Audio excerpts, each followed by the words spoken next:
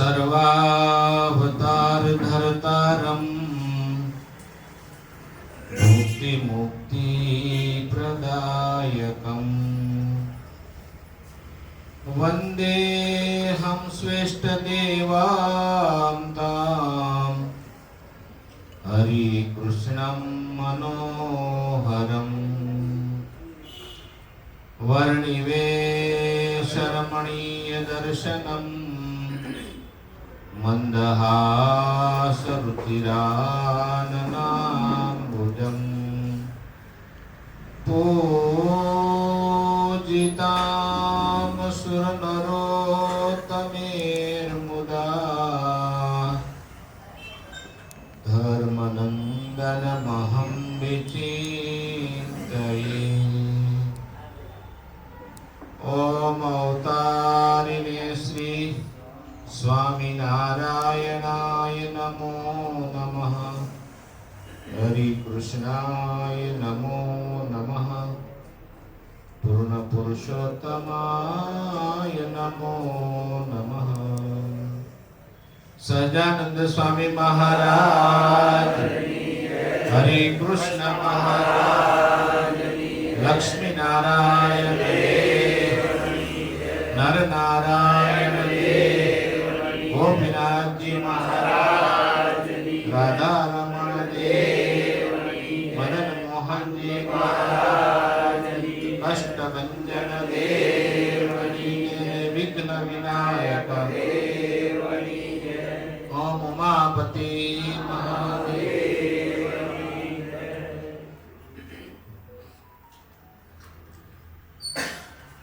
राजाधिराज अपना सौना इष्टदेव भगवान स्वामीनारायण,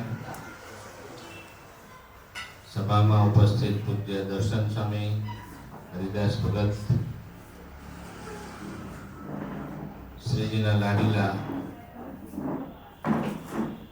ने संतोना अति प्यारा प्यारा एवा आप सौ वाला हरिभक्तों सौने भावथी जय स्वामीनारायण, जय स्वामीनारायण। घणा लांबा समय पछी आपणे મળીએ છીએ બધા મજામાં।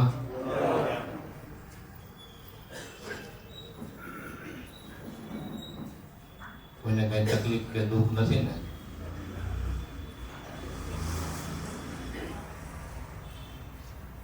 આ દુનિયા જ દુઃખદાયી છે એટલે કંઈક તો દુઃખ હોય જ ને, કંઈક શારીરિક હોય, માનસિક હોય, આર્થિક હોય, પારિવારિક હોય, સામાજિક હોય, કંઈક તો દુઃખ હોય જ।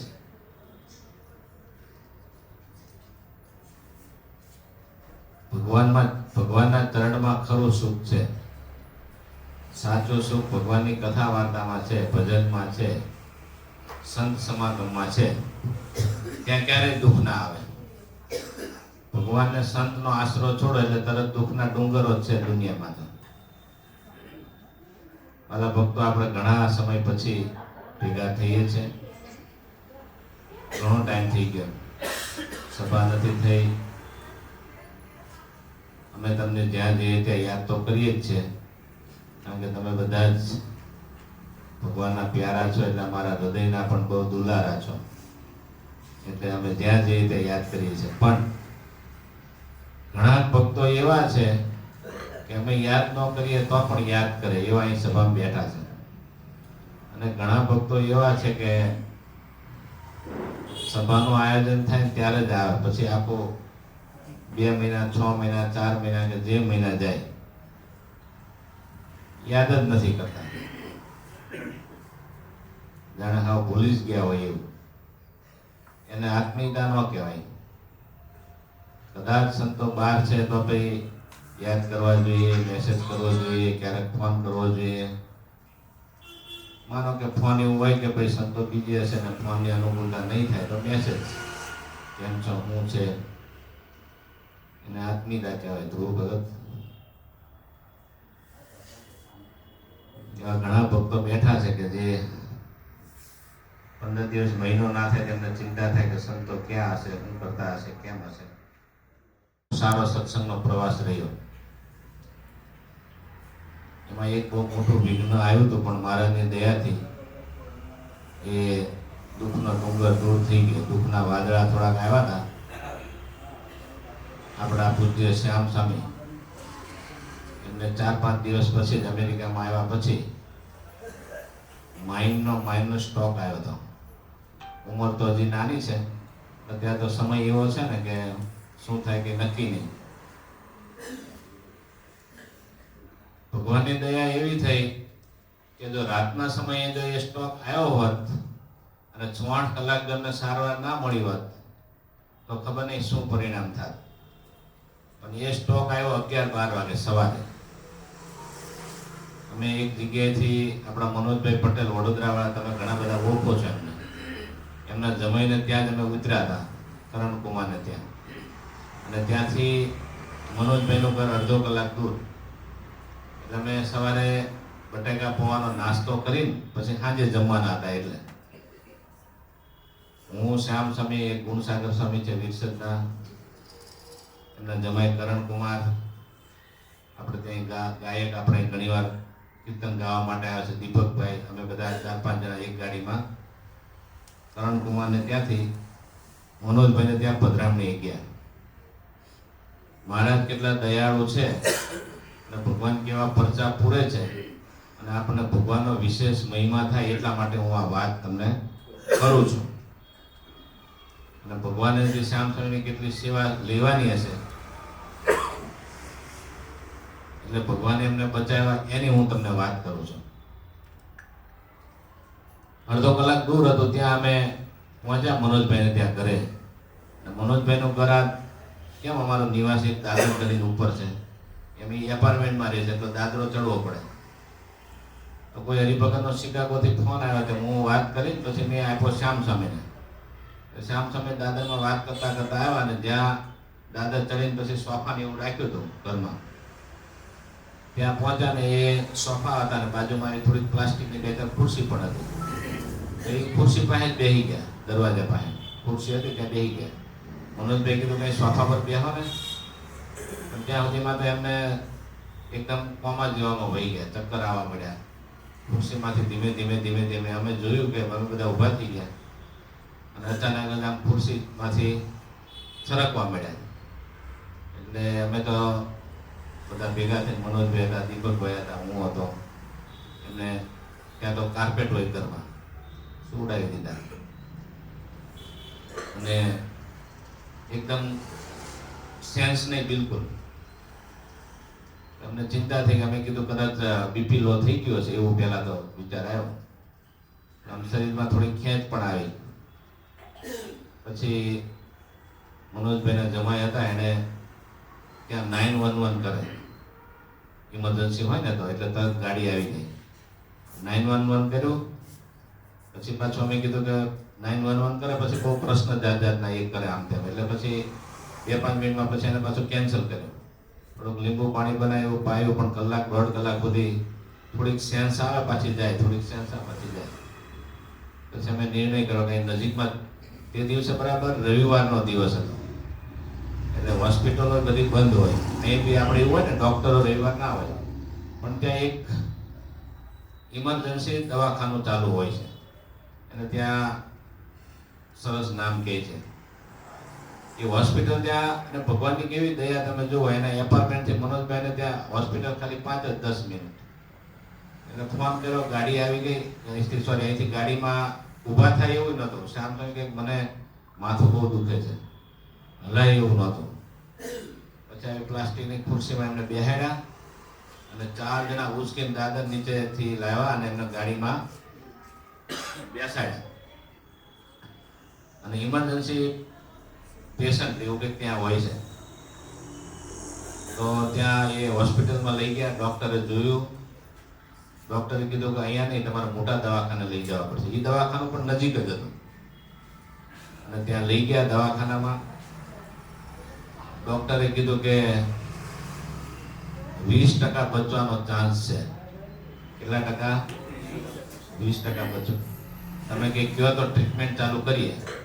એટલે અમે તો બધા બહાર બેઠા હતા. એટલે જમાએ, એ લોકોની બહુ સિસ્ટમ હોય, બધું ફોર્મ ભરાવે તમને કે આ નિર્ણય તમારો છે, તમે હા પાડો, તમે ના પાડો, તમારી ટોટલ જવાબદારી. કારણ કે ત્યાં તો બધા શું મારતા હોય ખબર ને, એટલે ડૉક્ટર રિસ્ક ના લે પોતે. એટલે જમાએ તમને પૂછ્યા વગર જ હા પાડી કે ભાઈ જે થવાનું છે થશે, પણ ટ્રીટમેન્ટ તો ચાલુ થાય. એટલે જમાએ કીધું કે વાંધો નહીં, તમે ચાલુ કરો ટ્રીટમેન્ટ. અમે બધા ઘડીક બેઠા. પછી તે દિવસે પાછી સભા હતી મનોજભાઈને જમાઈને ત્યાં 40-50 હરિભક્તો ભેગા થવાના હતા. એ દેશમાં ઘરમાં 40-50 હરિભક્તોની સભા એટલે બહુ મોટી વાત કહેવાય. અમે બધા તો ગયા.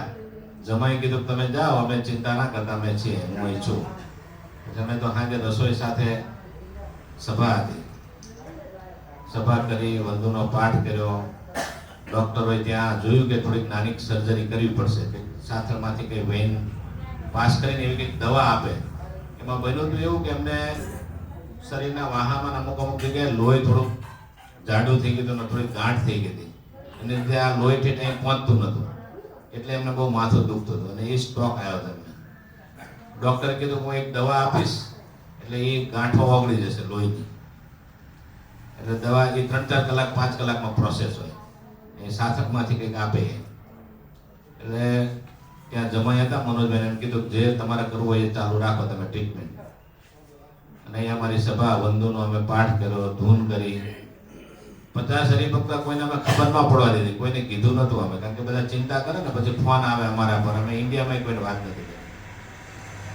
અને મહારાજની દયાથી એ દવાને બધું સક્સેસ ગયું. અને ડૉક્ટરે 2-4 દિવસ દવાખાનામાં રાખ્યા. પછી ઇન્ડિયામાં બધાને ધીમે ધીમે ખબર પડી, સંતોને હરિભક્તોને.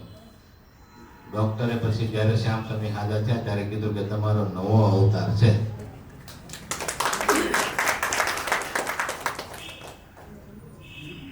આવી આ પહેલી વાર ઘટના અમારે બની હતી. હવે દર વખતે આપણે જ્યારે વિદેશ જઈએ ને ત્યારે ઇન્સ્યોરન્સ લેવો પડે. આપણે ઇન્સ્યોરન્સ તો હું દર વખતે લઉં ઇન્સ્યોરન્સ, પણ આ વખતે અમે ઇન્સ્યોરન્સ નહોતો લીધો, ટ્રાવેલ ઇન્સ્યોરન્સ કહે એને. તો આ વખતે જ અમે ઇન્સ્યોરન્સ નહોતો લીધો. હવે ઇન્સ્યોરન્સ ના લઈએ તો અમેરિકામાં તો ઘણાને ખબર હશે કે ત્યાં અમેરિકાનું દવાખાનું ને એજ્યુકેશન બહુ મોંઘું. હવે 3-4 દિવસ હોસ્પિટલમાં રાખ્યા ને, કેટલું બિલ આવ્યું હશે બોલો? હે 10 લાખ. અમેરિકા ગયા નહીં, તમને શું ખબર હોય?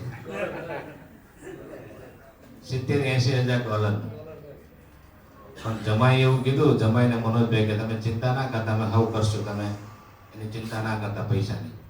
ઘણા સંતો હરિભક્તોના ફોન આવ્યા ત્યાં અમેરિકામાં. અહીંથી પંકજભાઈનો ફોન આવ્યો. ઘણા હિતવાળા હરિભક્તો કોઈ જરૂર હોય પૈસાની તો કયો અમે મોકલીએ. મનોજભાઈને એમના જમાઈ કીધું કે કોઈનો 1 પૈસાની અમારે સેવા લેવાની નથી. મને કીધું ને મનોજભાઈને કીધું, ડાયરેક્ટ ઘણાય કીધું. આપણે અહીંયા રામ રાજ્યની વાત થાય છે ખાલી. અમેરિકામાં ખરેખર રામરાજ છે. કોઈ પણ દર્દી હોય એની પાસે પૈસા ન હોય તો એકવાર એની ટ્રીટમેન્ટ તો કરી જ દે દવાખાનામાં. અહીંયા આપણે તો તમારે એડવાન્સમાં પૈસા મૂકવા પડે, પછી ઓપરેશન કરે. ડૉક્ટર છે એ ભગવાનનું બીજું રૂપ છે એવું કહેવાય છે. ભગવાનનું બીજું રૂપ એટલે એને દર્દીને બચાવવાનો સંપૂર્ણ ટ્રાય કરવાનો હોય, પ્રયત્ન કરવાનો હોય, એવો એનો ગોલ હોવો જોઈએ ડૉક્ટરનો. ત્યારે આજે દુઃખ સાથે કહેવું પડે, ઘણા ડૉક્ટરો હશે સારા, બધાને આપણે એ કેટેગરી નથી મૂકતા, પણ ડૉક્ટરો કસાય થઈ ગયા છે.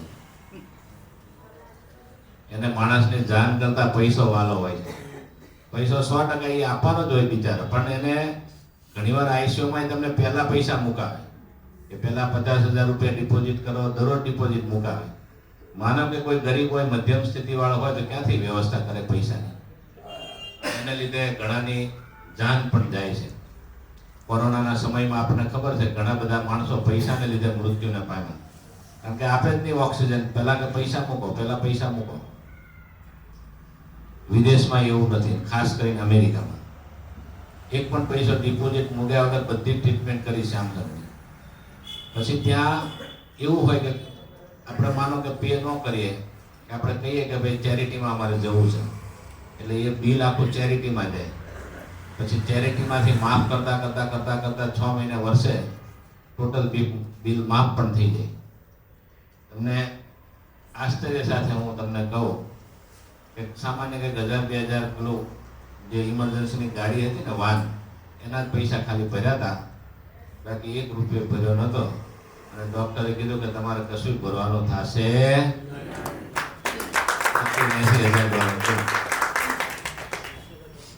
હરિભક્તોએ તો તૈયારી રાખી હતી મનોજભાઈ કે ભાઈ કેસેટ આપણે, અને ત્યાં પાછું એવું કે માનો કે $80,000 થયા તો તમને એમ ના કે આજના જ આપી દો, અને 5-10 વર્ષના હપ્તા કરે, દર મહિને તમારા $500 $1,000નો હપ્તો એમ કરે. એવી માનવતા છે. અહીંયા થાય એવું? ખાલી આપણે વાતો જ કરવાની છે રામરાજની, માનવતાની. 10 વર્ષના હપ્તા કરે, ના થાય તો 20 વર્ષના હપ્તા કરે, એવી રીતે. પણ આ તો પૈસા જ નથી લીધા એટલે કોઈ પ્રશ્ન નથી. પણ મહારાજે આવી રીતે શ્યામ સમય સેવા કરી, વડતાલની સંતોની, તમારી જેવા હરિભક્તોની, એની લીધે ભગવાને સારામાં સારી રક્ષા કરી. થોડા દિવસ આરામ કરીને મારી સાથે 1.5-2 મહિના સુધી પાછા ફર્યા ગાડીમાં આખું અમેરિકા. ક્યાંક 5 કલાકની જર્ની હોય, ક્યાંક 4 કલાકની હોય, ક્યાંક 7 કલાકની હોય. છેલ્લે શિકાગોથી ન્યૂજર્સી 12 કલાકની જર્ની કરી ગાડીમાં. પણ બીજી કાંઈ તકલીફ પડી નહીં, મહારાજની કૃપા. એટલે એવું એક નાનકડું સંકટ આવ્યું હતું, પણ મહારાજે એ સંકટથી પણ રક્ષા કરી. ખૂબ ત્યાં અમે સભાઓ કરી, થાળ કર્યા, હરિભક્તોને રાજી કર્યા. 25 સ્ટેટમાં અમે વિતરણ કર્યું. અમેરિકાના 50 રાજ્યો છે, એમાંથી અમે 25 રાજ્યમાં ફર્યા. ગઈ સાલ થોડા 5-10 રાજ્ય વધારે હતા, આ વખતે 5-10 રાજ્ય ઓછા હતા, કારણ કે થોડોક સમય ઓછો હતો. એટલે બીજી મોટી ભગવાનની કૃપા એ કે અમે બધા 7 અને એક ડ્રાઈવર હરિભક્ત 8 જણ હતા. હું હતો, એક શ્યામ સ્વામી, ગુણસાગર સ્વામી, ત્યાગ સ્વામી, હરિદાસ ભગત, પેલા ગાય છે દીપકભાઈ, અક્ષર ભગત, પછી નીતિનભાઈ હતા એક. અમે 3 મહિના નહીં પણ 100 દિવસ સુધી વિતરણ કર્યું, પણ કોઈને કળતર, તાવ, માથું, કોઈને કઈ પ્રોબ્લેમ થયો નથી. બાકી અમેરિકામાં બીમાર પડવું એ મોટી સજા છે. અહીં તો તમે ડોક્ટરને કહો ને ઇન્જેક્શન આપી દો, તરત આપી દે. ત્યાં ન આપે. ત્યાં ડોક્ટરને બીક લાગે કે આ કદાચ ઇન્જેક્શનની અસર અવળી પડશે, રિએક્શન આવશે તો મને શું મારશે, એટલે ઇન્જેક્શન તો ડોક્ટર આપે જ નહીં.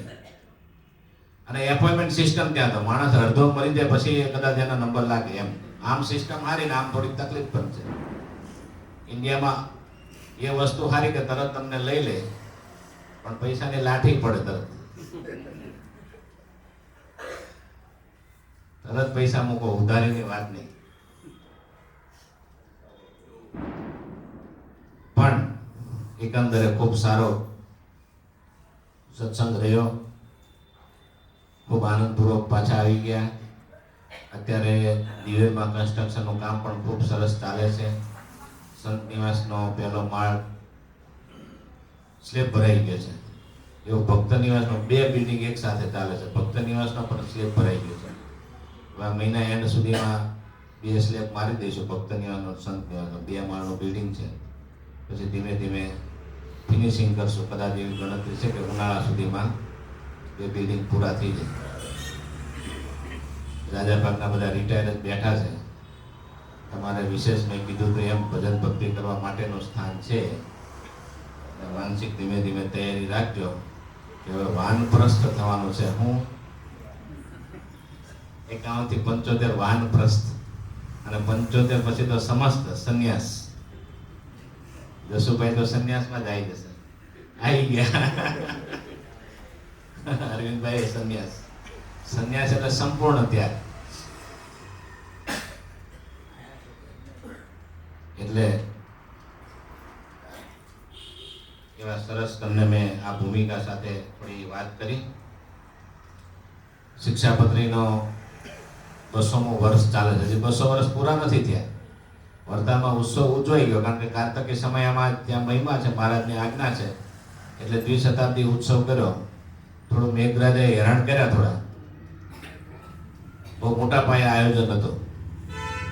મંડપ ને બધું બંધાઈ ગયું હતું અને 2-3 દિવસ પહેલા જ વરસાદ જે પડ્યો ખરેખરો બધું પલળી ગયું, ત્યાં પોઝિશન જ નથી થાય એવું. અઠવાડિયા 10 દિવસે તો ફૂંકાય, પણ એમાં પાછો વચ્ચે પાછો પડ્યો, કન્ટિન્યુ વરસાદ પડતો રહ્યો. મહારાજની જેવી મરજી હોય એવું થાય. મહારાજની ઈચ્છા છે કે તમે એ કેમ્પસમાં જ કરો, અને શિક્ષાપત્રી ત્યાં લખાણી હતી, આચાર્યમાંની સ્થાપના ત્યાં કરી હતી. એટલે મહારાજની ઈચ્છાથી અહીંયા જ કરો, મારા સાનિધ્યમાં. એટલે એ સરસ થઈ ગયો. જેટલું યથા યોગ્ય મહારાજની મરજી પ્રમાણે સારો ઉત્સવ થઈ ગયો. પણ 200મું વર્ષ હજી વસંત પંચમે પતશે. વસંત પંચમે એક્ઝેક્ટ 200 વર્ષ પૂરા થાય શિક્ષાપત્રીને. ત્યાં સુધી દ્વિશતાબ્દી ઉત્સવ કહેવાય. શ્રીજી મહારાજે આપણને કરુણા કરીને એટલે એક નાનકડી શિક્ષાપત્રી, જેને ગાગરમાં સાગર કહેવાય. શું કહેવાય? ગાગરમાં સાગર. 365 શાસ્ત્ર એનો સાર. આપણે 365 શાસ્ત્ર ક્યાં વાંચવા જાત જઈ? એટલે શિક્ષાપત્રી વાંચી નથી. આ સભામાં બેઠેલા ભક્તોમાંથી કેટલા ભક્તો શિક્ષાપત્રી વાંચે છે? જરા આંગળી ઊંચી કરો તો. જે ભક્તો પાસે શિક્ષાપત્રી ન હોય એ આજે ટેબલ પર લખાઈને જજો કે અમારી પાસે શિક્ષાપત્રી નથી, અને તમારો નંબર લખાવી દેજો, એટલે અમે તમને શિક્ષાપત્રી અમારા તરફથી ભેટ આપશું. દરરોજ 5 શિક્ષાપત્રીના શ્લોક વાંચવા જોઈએ. કેટલા? 5 ઓછામાં ઓછા. મહારાજની આજ્ઞા છે. જો શિક્ષાપત્રીમાં તો મહારાજે કીધું જ છે કે આ દરરોજ શિક્ષાપત્રીનો પાઠ કરવો, વાંચતા ન આવડતો સાંભળવી, સંભળાવનારો ના હોય તો પૂજા કરવી ભગવાનની. અને ભગવાનની શિક્ષાપત્રી છે એ ભગવાન જ છે, કારણ કે મહારાજે કીધું છે મદરૂપમ ઇતિ મદવાણી માન્યયમ પરમાદરાત. આ મારું જ રૂપ છે શિક્ષાપત્રી. ભગવાન સાક્ષાત છે, એટલે ભગવાનનો અનાદર થાય. જો ભગવાનની આજ્ઞાનો આપણે અનાદર કરીએ તો ભગવાનનો અનાદર કર્યા જેવું પાપ લાગે. એટલે બધા ભક્તોએ શિક્ષાપત્રી દરરોજ 5 શ્લોક તો મિનિમમ કહું છો. તમારે ટાઈમ હોય તો 10 વંચાય ને 20 વંચાય, એવું નહીં, 5 જ. જો મહારાજ અંત્યનું પહેલું વચનામૃત, મહારાજ શું આજ્ઞા કરે છે? અમારી લખેલી જે શિક્ષાપત્રી તેનો પાઠ અમારા આશ્રિત જે ત્યાગી સાધુ તથા બ્રહ્મચારી તથા ગ્રહસ્થ, ખાલી અમારે જ પાઠ નથી કરવાનો, તમારે કરવાનો છે. અને એવું નથી કે તમારે જ કરવાનો, બહેનો નહીં કરવાનો છે. ભાઈ ભાઈ સર્વે તેમણે નિરંતર, તેમને નિત્ય કરવો. અને જેને ભણતા ન આવડતું હોય એટલે વાંચતા, કારણ કે ત્યારે નિરક્ષરતા બહુ હતી ને, તેને નિત્ય શ્રવણ કરવું એટલે સાંભળવું. અને જેને શ્રવણ કરવાનો યોગ ન આવે તેને નિત્ય શિક્ષાપત્રની પૂજા કરવી. પણ હવે અત્યારે એવું છે નહીં, લગભગ બધાને વાંચતા આવડતું જ હોય, એટલે આપણે ફરજિયાત વાંચવાનો નિયમ રાખવો. એવી રીતે અમે શિક્ષાપત્રીમાં જ લખ્યું છે. મહારાજ કે શિક્ષાપત્રીમાં લખ્યું જ છે. માટે 3માંથી જેને ફેર પડે તેને એક ઉપવાસ. બહાર જ્યારે ટ્રાવેલિંગ કરવા જાઓ ત્યારે પૂજા અને શિક્ષાપત્રી લઈ જવી. સેવિંગ કિટ નહીં લ્યો તો ચાલશે, લેઝર બેઝર. આ તો સેવિંગ કિટ લઈ જાય પણ પૂજાનો ડબ્બો ના લે, જગ્યા નહોતી. એમ કે બેગ નાની હતી ને, બધું જ મૂકે અંદર. કપડાં મૂકે, ટુવાલ મૂકે, સેવિંગ કિટ મૂકે, સાબુ મૂકે, તેલ મૂકે. ખાલી પૂજાના ડબ્બાનો જ જગ્યા નહીં, બાકી બધાની જગ્યા. ભગવાન કે મારી જ જગ્યા નહીં રાખો, પછી હું અક્ષરધામમાં તમારી જગ્યા ક્યાંથી રાખીશ? અક્ષરધામ જવું કઈ હેલું છે? એટલે એક ઉપવાસ કરવો જેનાથી ના થાય. ઘરે તો કદાચ આપણે પાઠ કરીએ, પણ ઘણી વાર આપણે બહાર જઈએ ને તો પૂજા લીધા વગર જતા હોય, તો પૂજા લઈને જવું. એમ અમારી આજ્ઞા છે. મહારાજ આજ્ઞા કરી છે. જો આમ કોઈ સંતો આજ્ઞા નથી કરતા, હું નથી કરતો, કોઈ બીજા મોટા સંતો નથી કરતા. મહારાજની આજ્ઞા. જેણે નિયમ લીધા તે સંત બ્રહ્મચારીને મળ્યા, મહારાજ બહુ રાજી થયા અને હરિભક્તોને છાતીમાં તરણારીઓ આપી અતિશય પ્રસન્ન થયા. જેણે કીધું કે હા મહારાજ, અમે નિત્ય પાઠ કરશું, કાં તો સાંભળશું, કાં તો પૂજા કરશું, ભગવાન બહુ રાજી થઈ ગયા. છાતીમાં તરણારી નાખ્યા. એટલે મહારાજનો આમાં ખૂબ રાજીપો છે. શ્રીજી મહારાજે ખૂબ દયા કરીને આપણને શિક્ષાપત્રી આપી છે. જો દરરોજ ઘરમાં હમણાં દિવાળી ગઈ ને, દિવાળી જેવું વાતાવરણ રાખવું હોય તો શિક્ષાપત્રી વાંચવાની, અને જો દરરોજ ઘરમાં હોળી જેવું વાતાવરણ રાખવું હોય તો શિક્ષાપત્રીના નિયમોનું ઉલ્લંઘન કરવાનું. શું મનાવવું છે તમારે? હોળી મનાવી છે કે દિવાળી મનાવી છે? બોલો. દિવાળી. આપણા સંતો ગાતા નિત્ય નિત્ય દિવાળી. સત્સંગીનું ઘર હોય, આવી શિક્ષાપત્રી પાળતા હોય, મહારાજની આજ્ઞા પાળતા હોય, એના ઘરમાં દરરોજ દિવાળી હોય. અને જે શિક્ષાપત્રી ન પાળતા હોય એના ઘરમાં દરરોજ સવારે ઉઠીને જ ગાળો ચાલુ થાય, મારામારી ચાલુ થાય, તકરાર ચાલુ થાય ને. શિક્ષાપત્રીની કેટલીક વિશિષ્ટ વાતો છે. મને આજે થયું, મેં કીધું કે શિક્ષાપત્રી વિશે થોડુંક આપણે કહીએ ભક્તોને. ત્યાં સરસ કથા કરી હતી જ્ઞાન જીવન સ્વામી કુંગળવાળાએ શિક્ષાપત્રી વિશે. એમાં ટાઈમ ઓછો મળે ને. શિક્ષાપત્રી બહુ આમ નાનો ગ્રંથ છે, પણ એનો ભાવ બહુ વિશાળ છે. તમે મહિના સુધી પારણ કરો તો ખૂટે નહીં, એટલા એમાં સબ્જેક્ટ છે જુદા જુદા. તો મને થયું થોડાક શિક્ષાપત્રીના જુદા જુદા બિંદુઓ ઉપર, એના કોઈ કોઈ વિષય ઉપર આપણે તમને થોડીક સમયની અનુકૂળતાએ થોડા તમારું ધ્યાન દોરું.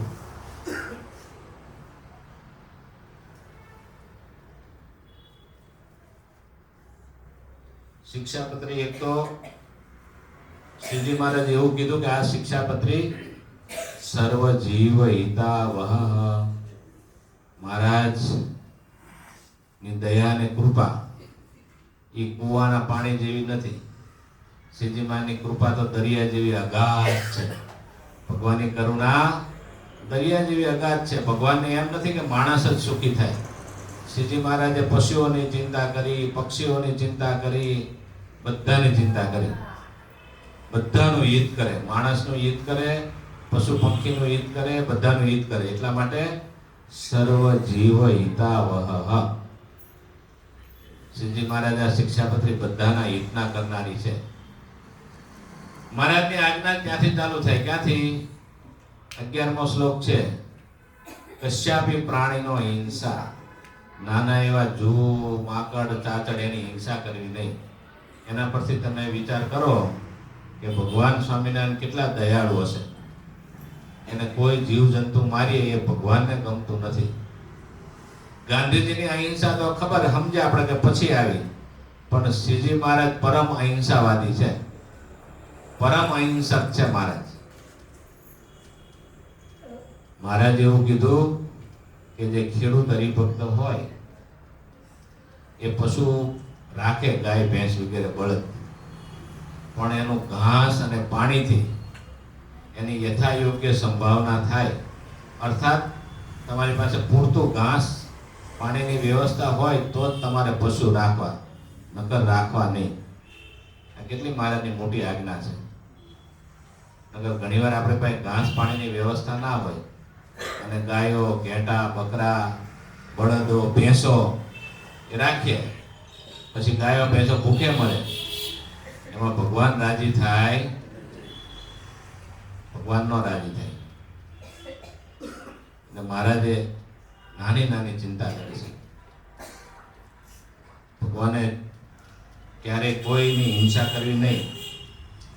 એ સમયે યજ્ઞમાં બહુ હિંસા થતી અને પંડિતો બધા પોતાને માંસ ખાવું હોય એટલા માટે યજ્ઞમાં પણ હિંસા કરવાનો વિધાન કરતા હતા. કે વેદોમાં લખ્યું છે અજેન યજેન. અજનો એક બકરો પણ અર્થ થાય, અને અજનો એક એવો અર્થ થાય ડાંગર, પેલા છોતરાવાળી ડાંગર. તમે વાવો તો ઉગે નહીં, એટલે જે ન ઉગે એને પણ અજ કહેવાય. એટલે શાસ્ત્રોનો મત એવો છે કે ડાંગર, જીવ પ્રાણી હિંસા નહીં. પણ એક સમય એવો હતો કે યજ્ઞના નામે બહુ હિંસા થતી હતી. બકરાનું બલિદાન આપે, પાડાનું બલિદાન, જુદા જુદું બલિદાન, ક્યાંક ક્યાંક તો નર બલિ પણ થતા હતા. મહારાજે, શ્રીજી મહારાજે આવી બધી હિંસા બંધ કરાવી. શ્રીજી મહારાજે દબાણમાં બહુ મોટો યજ્ઞ કર્યો, જેતલપુરમાં બહુ મોટો યજ્ઞ કર્યો, ભુજમાં પણ યજ્ઞ કર્યો. ત્યાં ભુજમાં પણ પેલો શું નામ હતું એનું. જગજીવન સાથે કેટલો બધો શાસ્ત્રાર્થ થયો. હિંસા હિંસા યજ્ઞ, હિંસા અહિંસાની વાત બાબતે. અને મહારાજે અહિંસામાં જ યજ્ઞ કર્યા. અહિંસા યજ્ઞ પ્રસ્તોત્રે નમઃ. આગળ આવી જાઓ થોડા થોડા. મહારાજની કરુણા છે આ. હજી પણ દુર્ભાગ્યે આપણા ભારતના ઘણા બધા મંદિરો એવા છે, પ્રસિદ્ધ મંદિરો, ત્યાં હજી પણ હિંસા થાય છે. કેટલાય મંદિરો છે. શ્રીજી મહારાજે ઘણી જગ્યાએ બંધ કરાવ્યું, પણ આજે પણ હજી વર્ષોથી ઘણી જગ્યાએ હજી પાડાના બલિદાનો અપાય છે, બકરાના બલિદાનો અપાય છે. કલકત્તામાં મંદિર, પ્રસિદ્ધ મંદિર છે, આજે પણ હિંસા થાય છે. પશુપતિનાથ નેપાળમાં મંદિર છે, ત્યાં પણ આજે દરરોજ નહીં પણ ક્યારેક ક્યારેક હિંસા થાય છે. ઘણી જગ્યાએ હિંસા થાય છે. પણ મહારાજ એ મતમાં નહોતા. આપણને કોઈ ટાચણી મારે ને તોય કેટલું દુઃખ થાય છે. થાય કે નથી થતું? આખા આપણા પશુઓને વધેરી નાખીને એને શું થતું હશે? આપણી પાસે જીભ છે, જીભ હોય એટલે આપણે બોલી શકીએ છીએ. પશુઓ બિચારા બોલી નથી શકતા, મૂંગા છે. એનું શાસ્ત્રમાં બહુ મોટું પાપ લખ્યું છે. તમે અહીંયા જેને હિંસા કરો છો ને, એ પછી નરકમાં આપણે જઈએ ત્યારે એ તમને પછી જેમ તમે કાપો ને એમ તમને કાપે. એવી જેની તૈયારી હોય ને એને હિંસા કરવી. કપાવાની જેને તૈયારી હોય ને એને હિંસા કરવી. એટલે શ્રીજી મહારાજે કીધું યજ્ઞ માટે પણ હિંસા કરવી નહીં. ગુજરાતમાં તો બહુ હિંસા જેવું કઈ છે નહીં, પણ આ તો આપણને ધ્યાનમાં રહે ને એટલે માટે તમને મેં કીધું.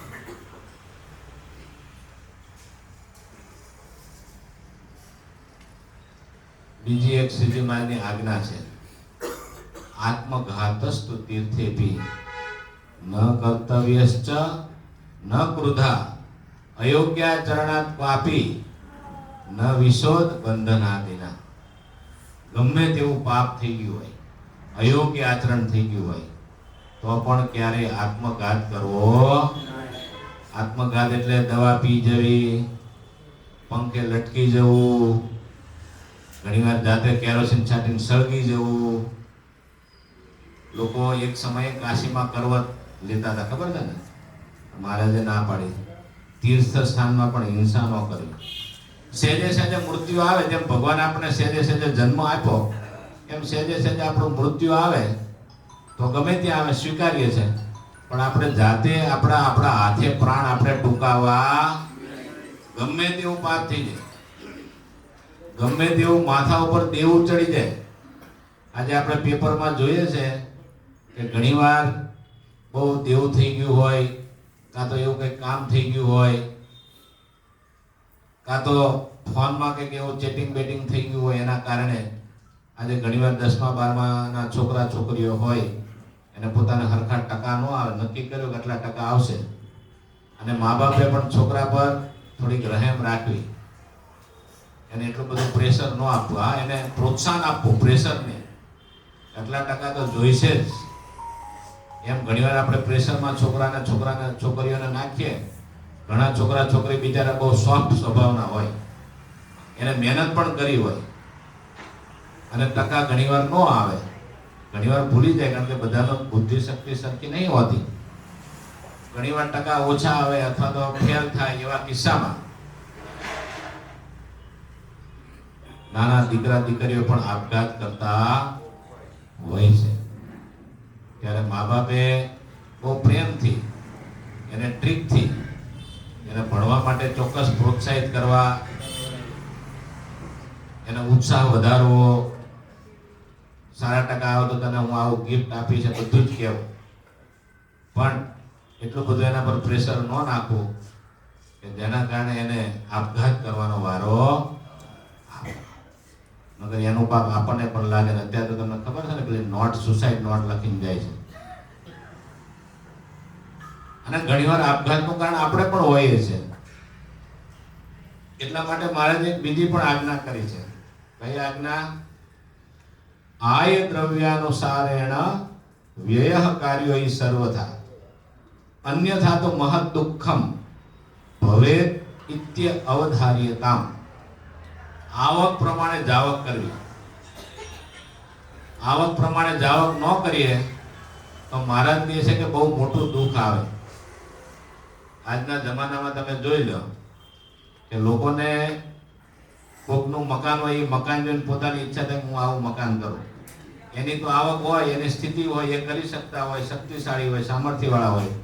આની શક્તિ તાકાત હોય નહીં. અને એ પ્રમાણે એના જેવડું મકાન કરવા જાય. કોઈની જોવે ગાડી સારી તો કે હું આવી ગાડી લાવું. કોઈના જેવા લગ્ન પ્રસંગો, આજે તો લગ્ન પ્રસંગોની એટલી બધી હોડ મચી છે. આપણે એ તો ખબર નહીં, પણ ચરોતરમાં એટલા બધા કરોડોના ખર્ચા લગ્ન. તે આટલાનું કર્યું તો હું આટલાનું કરું. જલસા જલસીમાં, દેખા દેખીમાં એટલા બધા લોકો કરોડોમાં દેવું કરીને લગ્ન કરે, મોટા મોટા દેવા. પછી વિચારો તો પડે ને કે ભાઈ પૈસા પાછા ક્યાંથી આપશું. લઈ લીધા કોઈના કે લાવો કરોડ, લાવો 2 કરોડ, લાવો આ લગ્નમાં વાપરો, થાય વાપરે. પછી આવકનો સ્ત્રોત હોય, કોઈ ગણિત હોય તમારું તો બરાબર છે, પણ ગણિત વગર જ પછી દેખા જાયગા આવું થશે. એ વ્યવહારમાં એવું ચાલે. બહુ ગણિત પાકવું જોઈએ. અને પછી પાછા આપી ના શકીએ. સમાજમાં થોડું આપણું નામ હોય, પ્રતિષ્ઠા હોય, પછી એમ થાય કે આના કરતાં મરી જવું સારું. અને ઘણા એવી રીતે આપઘાત કરતા હોય છે.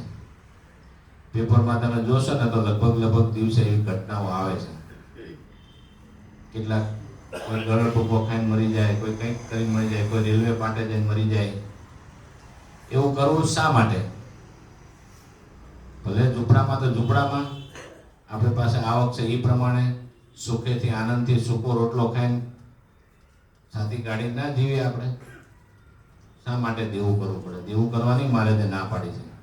પણ આજના સંદર્ભે થોડુંક એ જોવું પડે કે આજે અમેરિકા હોય કાં તો કોઈ પણ બહાર પરદેશના દેશો અહીંયા હોય, આપણે મકાન લઈએ છીએ તો આપણી પાસે એટલી વ્યવસ્થા ના હોય, એટલે આપણે બેંકની લોન લઈએ, હપ્તેથી પૈસા આપીએ, એવું ગણિત કરીને આપણે કરીએ એ ચાલે. અમેરિકામાં તો એ સિસ્ટમ જ છે, એ આખું લાઈફસ્ટાઈલ છે. પણ એ કેવું છે, આખી સાયકલ છે.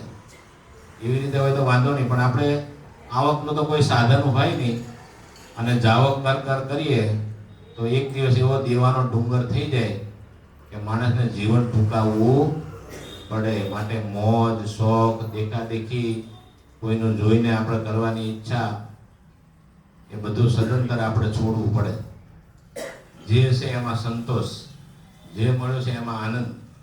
ભગવાનની ભક્તિ થાય છે ને, ભગવાનનું નામ લેવાય છે ને, ધર્મ પડે છે ને, એટલું જોવાનું. દેખાદેખીમાં ક્યારેય આપણે ખર્ચા ખોટા કરવા. આ શિક્ષાપત્રીની આજ્ઞા આપણે પાડીએ તો કાયમ સુખી થઈ. નકર ભગવાન કહે છે કે દુઃખ આવશે. એટલે એ આત્મઘાત ક્યારેય કરવો નહીં. બીજી એક શ્રીજી મહારાજની બહુ અદ્ભુત આજ્ઞા છે. જે કંઈ તમે વ્યવહાર કરો ને એને સાક્ષી સહિત ને લેખિતમાં કરો. સસાક્ષ મંત્રા લેખમ પુત્ર મિત્ર દિનાપિચ ભુવિત્ત દાનાભ્યામ વ્યવહાર્યમ ન કરહિ ચિત. એનો અર્થ એવું થાય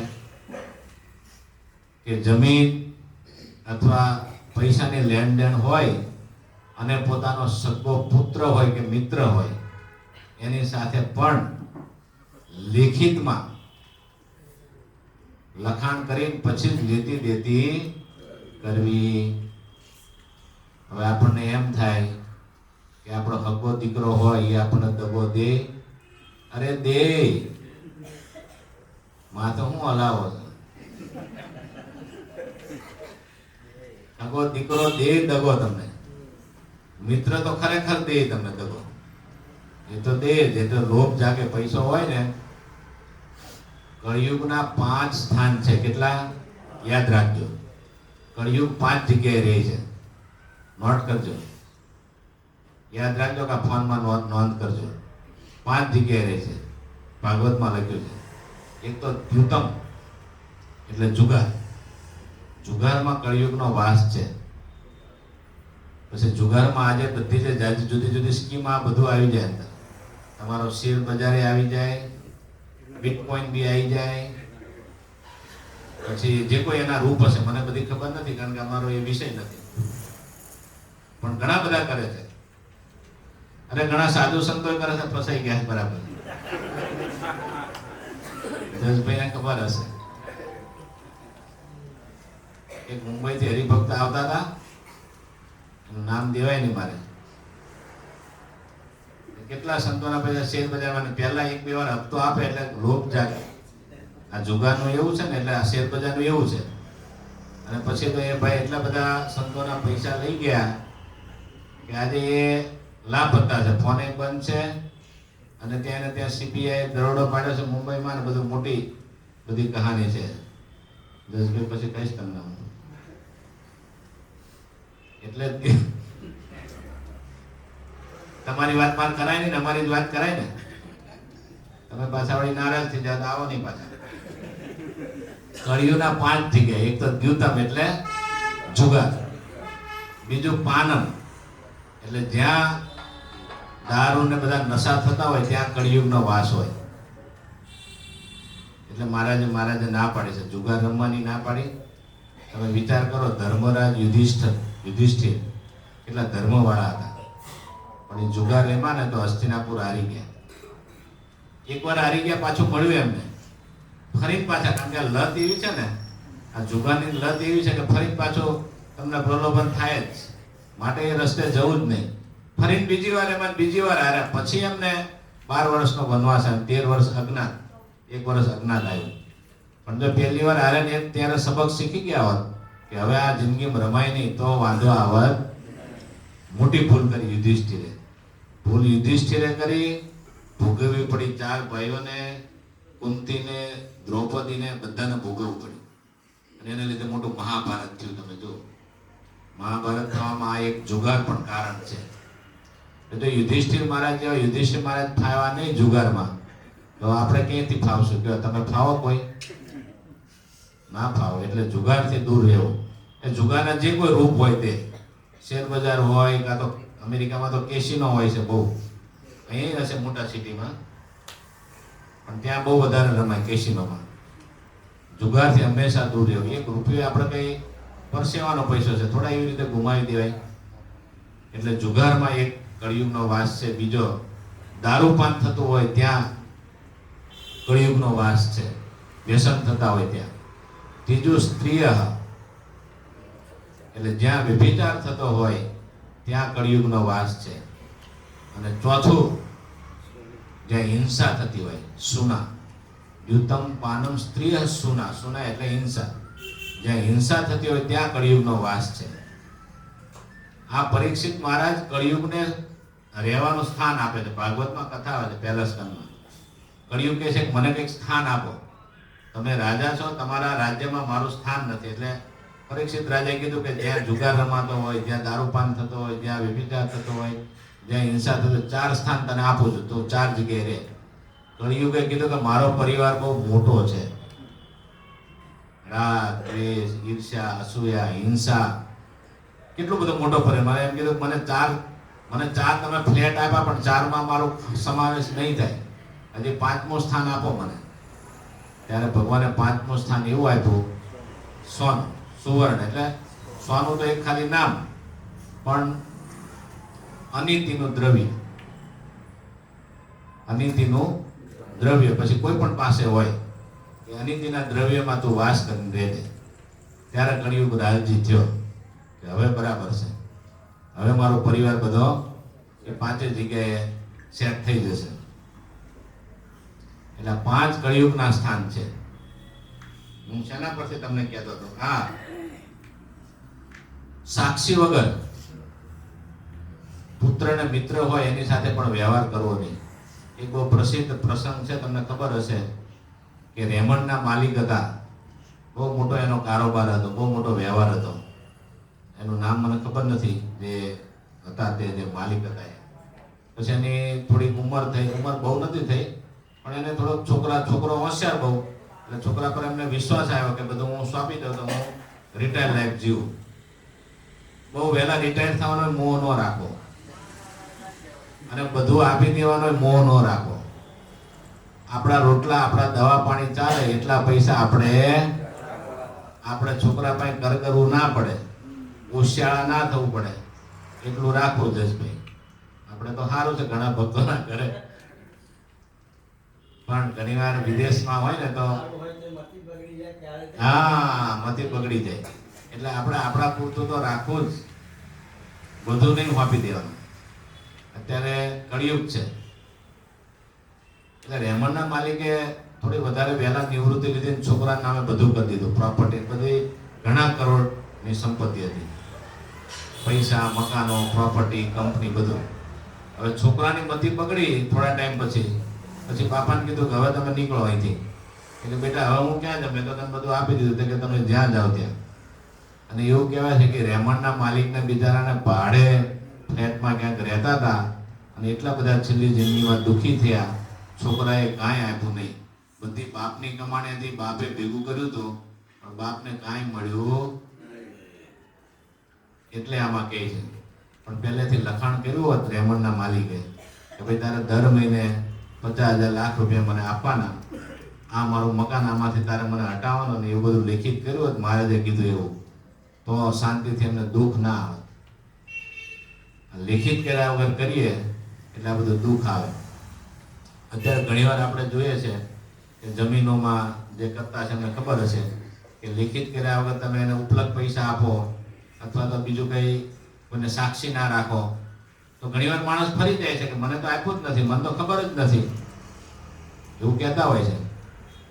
એટલે મોટા સંતો જ્યારે કોઈ પણ બે હરિભક્ત બે વ્યવહાર કરે ને કોઈ પાર્ટનરશિપમાં અથવા તો લીધી દીધી કરે ત્યારે સંતો એવું કહેતા, મોટા સંતો, લેખિત કરજો.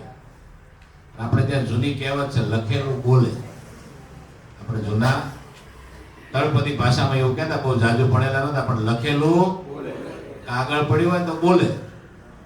નકર સમજ જતા ઘણીવાર આશય ન હોય પણ અન્ડરસ્ટેન્ડિંગ મિસઅન્ડરસ્ટેન્ડિંગ થઈ જાય કે મને ખબર નથી, ભૂલી જાય ઘણીવાર, અથવા ઘણીવાર કોઈકને દાન જ ખરાબ થઈ જાય.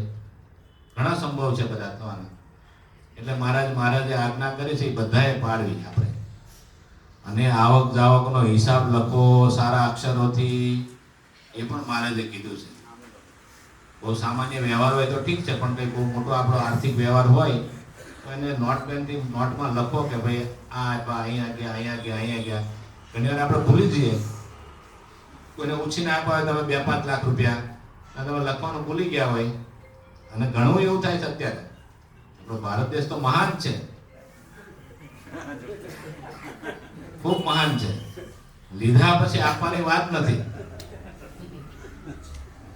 અને અનિતિનું લઈ એટલું એને પછી હું બહુ સારી આનો અને ભાવે છે બહુ અનિતિના પૈસા બધાને.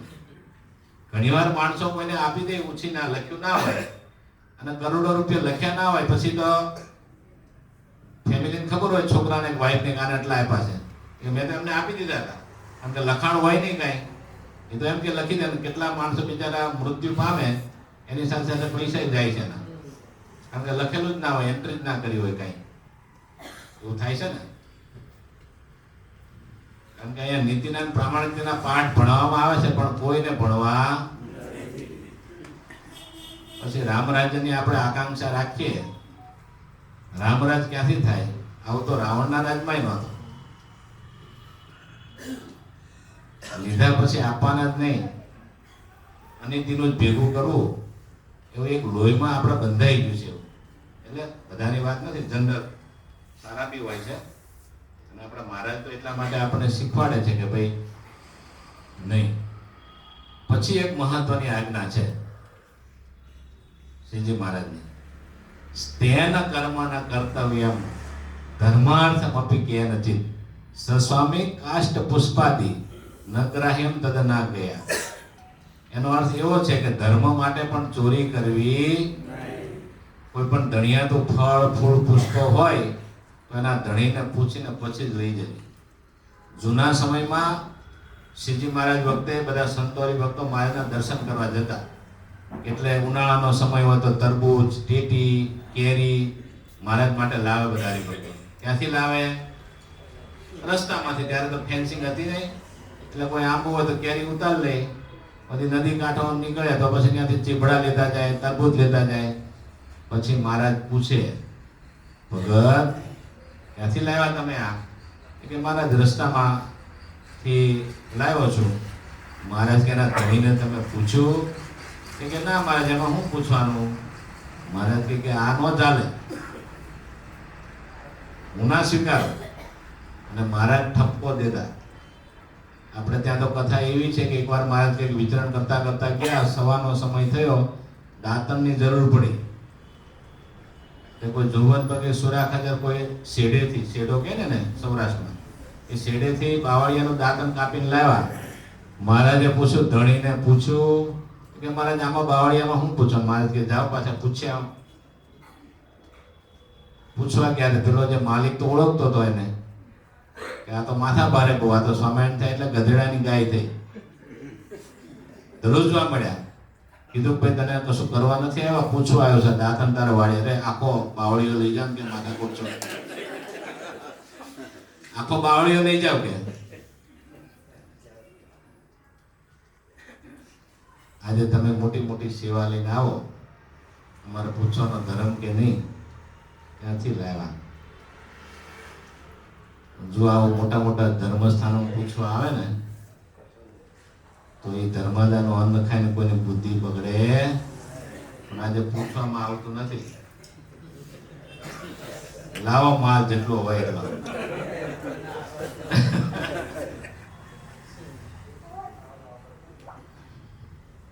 સુરા ખાતર જેવું છે આપણે તો. એકવાર મારા સભા કરીને બેઠા હતા, સુરા ખાતર મોડા આવ્યા અને આંખમાં ઉજાગરા હતો, આંખ લાલ લાલ હતી. મારે કે કેમ ઉજાગરો હતો તમારે? ભણું મહારાજ. એ લોકો એવું કે ભણું મહારાજ. આજે રાત્રે છે ને, એક તો આ ખેતીનું કામ ચાલે છે અને રાત્રે મારા 2 બળદની ચોરી થઈ ગઈ. કોઈ 2 બળદ લઈ ગયું. મહારાજે તો નિશાપો નાખે. મહારાજે બહુ ખોટું થયું સુરા ખાતર, તમારે તકલીફ પડશે ખેતીની. અરે મહારાજ, હું ખોટું થયું? હું ઉઠો તો હું 4 લઈ આવ્યો, 4 બળદ લઈ આવ્યો. મહારાજ કે સુરા ખાતર એવું કરાય? મેં તો તમને આજ્ઞા કરી છે કે ચોરી નહીં કરવી, તમે આજ્ઞા લોપી. ભણો મહારાજ, પેલા તો એને આજ્ઞા લોપી ને પછી મેં લોપી. મહારાજ કે મેં આજ્ઞા કરી છે, મારા ભક્તો માટે આજ્ઞા કરી છે, બધા માટે નથી કરી. એના માટે આજ્ઞા નહીં, તમારા માટે આજ્ઞા છે. મહારાજે શિક્ષાપત્રીમાં લખ્યું છે, અમારા આશ્રિત લખ્યું છે ને, મદાશ્રિતે. મારા આશ્રિત તો એને આ શિક્ષાપત્રી લાગુ પડે. જે સ્વામિનારાયણના કહેવાતા હોય એના માટે શિક્ષાપત્રી લાગુ પડે. જેને મારા જોડે નાવાની ઈચ્છા નથી એને આજ્ઞા લાગુ નથી પડતી. અને એની સુખ દુઃખની જવાબદારી એમની, અને આપણા સુખ દુઃખની જવાબદારી મહારાજની. કારણ કે આપણે ભગવાનને આશરે બેઠા છીએ. આપણને દુઃખ આવે તો સમજવાનું કે કંઈક આપણે આજ્ઞા ભગવાનની લોપી હશે, અને સુખ આવે તો સમજવાનું કે ભગવાનની આજ્ઞા આપણાથી વિશેષ પડાય છે. કાળ કર્મ માયાનો આપણા પર કોઈ ભાર નથી. મહારાજની જેટલી આજ્ઞા પાડી એટલા સુખી થઈએ, જેટલી આજ્ઞા લોપી એટલા દુઃખી થઈએ, વચનામૃત અનુસાર. એટલે મહારાજ આવું પૂછતા, ધર્મ માટે પણ નહીં. જૂના સમયમાં એવું હતું કે ઘણીવાર હરિભક્તો ઉઠી જાય વહેલા, તો કોકની વાડીએ ફૂલ હોય મંદિરે લઈ જાય સીધા. પૂછે કઈથી લાયા? મંદિરે લાયા. ભગવાન માટે લઈ જવા હું પૂછવાનું યાર? શાકભાજી તો શાકભાજી લઈ જાય, થોડું ઘેર હોય મૂકી દે ને પછી મંદિર લઈ જાય. રીંગણા બીંગણા મંદિર માટે છે ને ભગવાન માટે, એમાં શું વાંધો? એમાં શું પૂછવાનું? ના ચાલે એવું. દાંતણે ન લેવાય. તમને ખબર છે ઘેલા કોળીનો દાખલો? કેટલા ગરીબ હતા, કોળી હતા, દુષ્કાળનો સમય હતો. એ દુષ્કાળને ઉતારવા માટે સુરત જતા હતા. રસ્તામાં સોનાનો તોડો પડ્યો હતો. ઘેલા કોળીએ તોડા ઉપર માટી વાળી લીધી. તોડો પાછો મોટો હતો બહુ, અને એ તોડો એક જ જો વટાઈ દીધો અને એના પૈસા કરી દીધા હોત તો સુખી સુખી થઈ જાય. પણ એવું ના કર્યું. આપણે એવું તો તોડો લઈ લઈએ અને થોડું ઘણું એ શુદ્ધિ માટે થોડીક રસોઈ આપી દે મંદિરમાં, એટલે થઈ ગયો દ્રવ્ય શુદ્ધિ થઈ ગઈ આપણે. આનો અર્થ એવો પણ છે, ધર્મ કાર્ય માટે ચોરી ના કરવી. એનો અર્થ કે આપણે જે કોઈ વ્યવસાય કરતા હોય ને, કોઈ સીધા સામાનની દુકાન હોય, તેમાં ભેળસેળ કરવી નહીં. એમાં એમાંથી કમાશો, વર્ષે 10 લાખ 1 લાખ ઘરમાં જ આપી દઈશું, દ્રવ્યની શુદ્ધિ થઈ ગઈ. ના થાય. કોઈની હેલ્થ સાથે છેડાછેડી કરી એ ન ચાલે. એવું કંઈક તમે બીજો વ્યવસાય કરતા હોય, એમાં ખોટું કરો, અનીતિ કરો, ટેક્સની ચોરી કરો, અને પછી ભગવાનના મંદિરમાં તમે પૈસા આપવા આવો, ધર્મ દો કાં તો સેવા આપવા આવો, તો ભગવાન સ્વીકારે નહીં. નીતિથી, પ્રામાણિકતાથી આપણે કરવું તો ભગવાન રાજી થાય, એનો અર્થ એવો થાય. એટલે ધર્મ અર્થે પણ ચોરી કરવી, વ્યવસાયમાં ચોરી કરવી નહીં, ટેક્સની પણ ચોરી કરવી નહીં. જેટલું એટલે લાગે કે આ વધારે ટેક્સ એનું કંઈક થોડું ઘણું આમ તેમ કરી બહુ વાંધો નહીં, સેટિંગ કરી, પણ હાવ નહીં. ભેળસેળ તો કરવી જ નહીં. શેમાંય ખાનપાનના પદાર્થ હોય કે બીજી કોઈ વસ્તુ હોય એમાં મારે બહુ નારાજ થાય. એટલે આવી અદ્ભુત શિક્ષાપત્રીમાં નાની નાની આજ્ઞાઓ છે. આપણે દરરોજ વાંચીએ તો ખબર પડે ને કે આવું કરાય ને આવું ન કરે. વાંચે જ નહીં તો ખબર પડે. વાંચીએ તો ક્યારેક ઈચ્છા થાય કે ચાલો આપણા માટે આપણે પાલન કરીએ. એટલે દરરોજ વાંચન કરવું. મહારાજની આજ્ઞા છે કે વર્તિષ્યન્તે ઇત્થમ હિ પુરુષા યોષિતસ્ તથા તે ધર્માદિ ચતુર્વર્ગ સિદ્ધિ પ્રાપ્સ્યન્તે નિશ્ચિતમ. જે આ શિક્ષાપત્રી પ્રમાણે વર્ત છે એને ધર્મ, અર્થ, કામ અને મોક્ષ, અર્થાત સકામી ભક્તો અને સકામી પણ ભગવાન આપશે બધું એને. આ લોકને સુખ સમૃદ્ધિ. જેને એવું હોય કે મારે ભગવાનની ભક્તિ જોઈએ છે તો ભક્તિ આપશે. જેને એમ છે કે મને ભગવાન મુક્તિ આપે, તો શિક્ષાપત્રી પ્રમાણે વરસ છે તો મુક્તિ પણ મળશે, બધું જ મળશે. આ લોકના સુખ જોતા હોય તો એ પણ ભગવાન આપશે, ભક્તિ પણ આપશે અને મુક્તિ પણ આપશે. એવા ભગવાનના આશીર્વાદ છે. અને ભગવાન એ પ્રમાણે નહીં વર્તે તો ભગવાનનો નારાજગી પણ છે. ये तानुलंघ्याग्र वर्तन्ते ये तो स्वयं कुबुद्धयः त इहा मूत्र च महल लभन्ते कष्टमेव. જે આ શિક્ષાપત્રી પ્રમાણે નહીં વર્તે તે આ લોકના પરલોકમાં મહા દુઃખી થશે. એવો ભગવાન શ્રાપ નથી આપતા, પણ ભગવાનની નારાજગી કહું, ભગવાનનો કુડા જીભો કહું. કે ભગવાને પોતાની વાણીને શ્રાપ આપ્યો છે કે ભાઈ કોઈને શ્રાપ ન લાગે. એટલે આવી સરસ શિક્ષાપત્રી દ્વિશતાબ્દી વર્ષ ચાલે છે ત્યારે વિશેષમાં તો આપણે ભગવાનની જેટલી આજ્ઞાનું અનુસંધાન રાખીને એ પ્રમાણે આપણે સરસ જીવન જીવીએ, દિવ્ય જીવન જીવીએ, શિક્ષાપત્રી પ્રમાણે જીવન જીવીએ.